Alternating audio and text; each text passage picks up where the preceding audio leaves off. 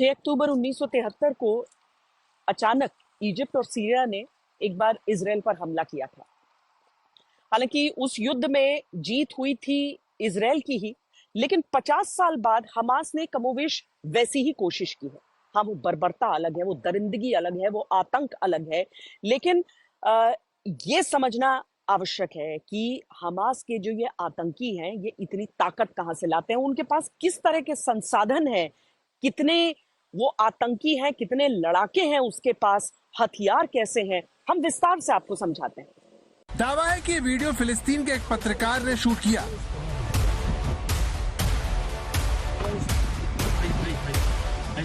दावा है कि जगह सलाह अल दीन गाजा पट्टी है।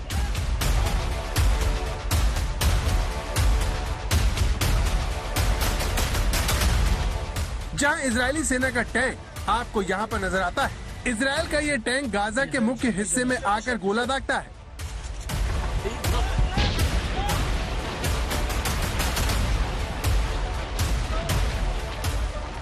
इजरायली सेना के गाजा में घुसकर फायर करने का वीडियो शूट करने के तुरंत बाद वीडियो बनाते लोग कार में वहां से तेजी से भागते हैं। गाजा में लोगों के मारे जाने पर इजरायल कटघरे में खड़ा होता है। तो जिस हमास की वजह से इजरायल गाजा में जमीन और आसमान से हमले कर रहा है, बेकसूर लोग मारे जा रहे हैं, उन्हें बचाने की जिम्मेदारी से हमास खुलकर पल्ला झाड़ रहा है। अब सवाल ये बनता है कि जिस हमास की वजह से गाजा में 8,000 से ज्यादा लोग मारे जा चुके हैं, 14 लाख से ज्यादा फिलिस्तीनी विस्थापित हो चुके हैं, वो हमास की हकीकत जानकर भी उसका समर्थन क्यों करते हैं, जबकि फिलिस्तीन के राष्ट्रपति तक उसकी पोल खोल चुके हैं। गाजा में हमास का समर्थन उसकी सबसे बड़ी ताकत है, क्योंकि इतने घने इलाके में इजरायल के लिए आतंकवादियों को ढूंढ पाना भूसे में सुई ढूंढने के बराबर है। हमास को समझने के लिए आपको थोड़ा पीछे चलना होगा, उसके बारे में अच्छे से जानना होगा। कागज पर कोई भी देश बनाने का मतलब नहीं। अगर हम फिलिस्तीन चाहते हैं तो हमें फिलिस्तीन की जमीन चाहिए। हमारा राष्ट्र इस्लामिक होगा। फिलिस्तीन की समस्या का एक ही समाधान है, जिहाद। उसने हमास के 2 मुख्य आधार बनाए, धर्म और इजराइल के खिलाफ युद्ध। शेख अहमद खुद तो नहीं देख सकता था, लेकिन उसने हमास को राह दिखा दी, युद्ध की। उसने ऐसे आतंकी बनाए जिन्हें न मारने से डर रखता है और न मरने से। हमास के गठन के बाद ये आतंकी उसका आधार बने। तो आतंक और धर्म का यही घालमेल हमास को गाजा के लोगों की सारी जिम्मेदारियों से मुक्त करता है। यहाँ तक कि लोग उसके हवाले अपने छोटे छोटे बच्चे कर देते हैं, जिन्हें बचपन से ही हमास ट्रेनिंग देना शुरू कर देता है। ये देखिए, हमास का एक ही लक्ष्य है, इजराइल का खात्मा कर फिलिस्तीन को उसकी खोई जमीन दिलाना। तो इसने गठन के साथ ही उस काम को अंजाम देना शुरू कर दिया और ये गाजा के लोगों की तकदीर लिखने लगा।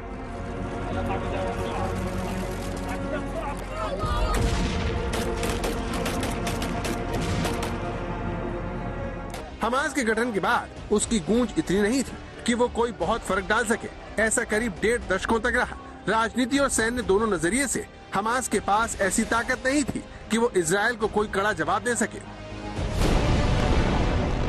लेकिन उसकी किस्मत ने पलटा खाया। साल 2006 में गाजा में इजराइल बाहर निकला, वहाँ चुनाव हुए और हमास समर्थित उम्मीदवारों ने जीत हासिल की। शुरुआत में फिलिस्तीन की राष्ट्रवादी और सोशल डेमोक्रेटिक पार्टी फतह से हमास के मतभेद थे, लेकिन बाद में इन दोनों ने मिलकर वहाँ सरकार बनाई।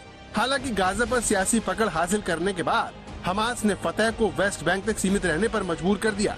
आज की तारीख में गाजा में एक ही दल है, एक ही सेना है और एक ही हुक्म चलता है, हमास का।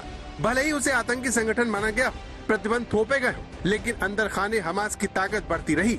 उसे समर्थन मिला ईरान, सीरिया और ईरान के आतंकी संगठन हिजबुल्लाह का। इन देशों से हमास के पास हथियार भी आ रहे हैं और पैसा भी।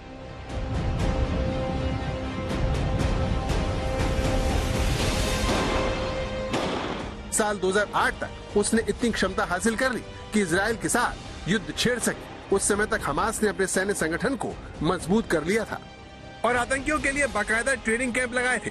इस दौरान उसने इजराइल के भीतर तक सुरंगों का निर्माण कर लिया। मिस्र से लगती सीमा पर भी खुफिया टनल बनाए, जिनसे हथियारों की तस्करी होती रही। उसके पास ईरान में बने रॉकेट, मिसाइल और दूसरे अत्याधुनिक हथियार हैं।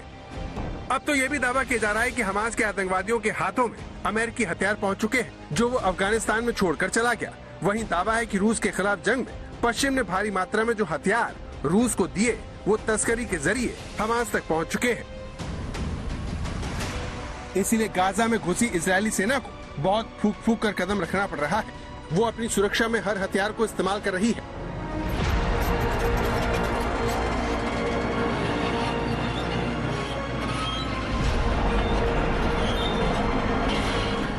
इजरायल का 26 फीट वाला ये वो हथियार है जिससे हमास और हमास के हमदर्द खौफ खाने लगते हैं।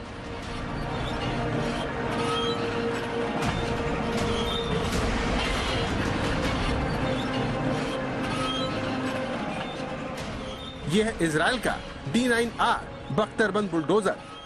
1950 से इजरायल का सबसे अचूक हथियार है, जिसे इसके भारी वजन की वजह से टेडी बियर के नाम से भी इजरायली सेना बुलाती है। D9R बख्तरबंद बुलडोजर का वजन 62 टन है और इसमें 15 टन का अतिरिक्त कवच लगा है।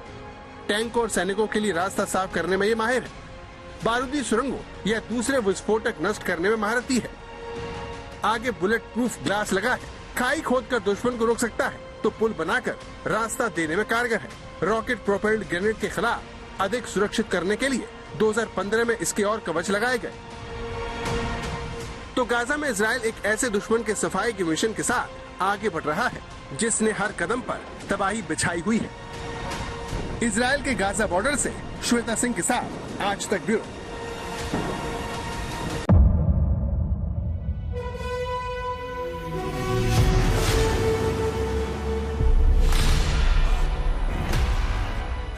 मुद्दों का मैदान, जिम्मेदारी नहीं, तर्कों पर घमासान। क्या बताना चाहते हैं इस देश को? किससे किसकी ठनी, न्याय की नीति नहीं बनती है। किसने दी किसे पटखनी। क्या सच है जिसको छिपाने की कोशिश? खबरों की दुनिया का सबसे बड़ा अखाड़ा दंगल देखे मेरे यानी चित्रा त्रिपाठी के साथ रोज शाम 5 बजे सिर्फ आज तक पर।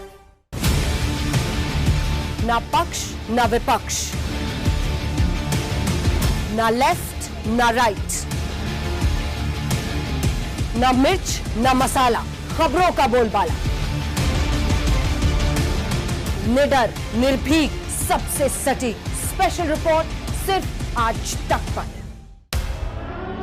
एयर रेड के ये सायरन समय समय पर आपको सुनाई देते। शौर्य की, भारत और चीन के बीच साहस की, सभी बाढ़ग्रस्त इलाकों का हवाई सर्वेक्षण किया है। सरोकार की, गाजीपुर में किसान से बातचीत करें। संघर्ष की, कश्मीर को आगे बढ़ना होगा।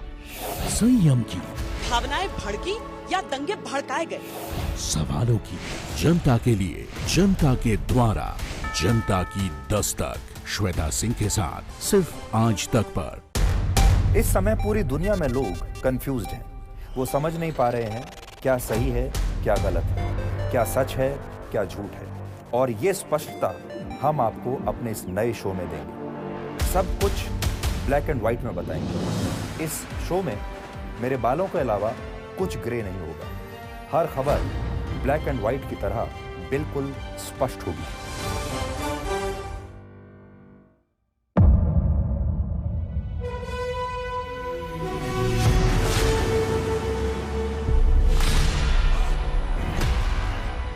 मुद्दों का मैदान, जिम्मेदारी नहीं, तर्कों पर घमासान। क्या बताना चाहते हैं इस देश को? किससे किसकी ठनी, न्याय की नीति नहीं बनती है। किसने दी किसे पटखनी। क्या सच है जिसको छिपाने की कोशिश? खबरों की दुनिया का सबसे बड़ा अखाड़ा दंगल देखे मेरे यानी चित्रा त्रिपाठी के साथ रोज शाम 5 बजे सिर्फ आज तक पर। ना पक्ष ना विपक्ष, ना लेफ्ट ना राइट, ना मिर्च ना मसाला, खबरों का बोलबाला। निडर निर्भीक सबसे सटीक स्पेशल रिपोर्ट सिर्फ आज तक पर। एयर रेड के ये सायरन समय समय पर आपको सुनाई देते। शौर्य की, भारत और चीन के बीच साहस की, सभी बाढ़ग्रस्त इलाकों का हवाई सर्वेक्षण किया है। सरोकार की, गाजीपुर में किसान से बातचीत करें। संघर्ष की, कश्मीर को आगे बढ़ना होगा। संयम की, भावनाएं भड़की या दंगे भड़काए गए।